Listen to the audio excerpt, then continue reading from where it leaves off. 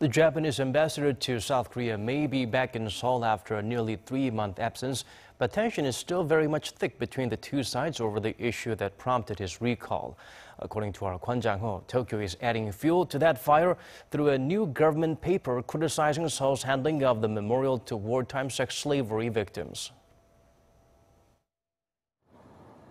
It seems the relationship between Seoul and Tokyo is set to worsen.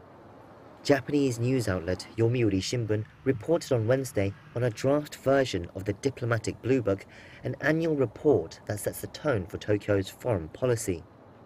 It's said to be critical of the Korean government's handling of the landmark Seoul-Tokyo agreement on the issue of Japan's wartime sex slavery. The report is said to specifically mention the installation of a statue commemorating the victims of Japan's wartime atrocity located outside the Japanese consulate in the Korean port city of Busan.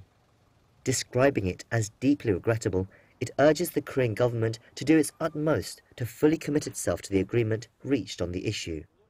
The Korean government have stated that the statue was installed by a civil group and therefore it cannot unilaterally remove it.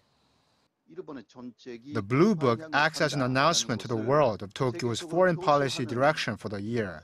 If the Japanese government comes out like this, then there is an issue not only with the statue, but also the future of the 2015 agreement. That landmark agreement was reached during the administration of former President Park Geun-hye in December of 2015. But with the leading candidates for next month's presidential election promising to amend or retract the bilateral deal, further clashes with the Japanese government could be on the way.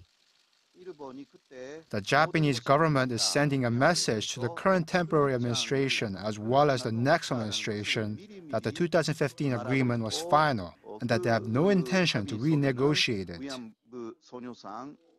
Despite these differences, the report is still set to recognize the intertwined relationship between the two countries by repeating a phrase carried over from last year's report, which says Korea is Japan's most important neighbor and that good relations are essential in ensuring peace and stability in the region.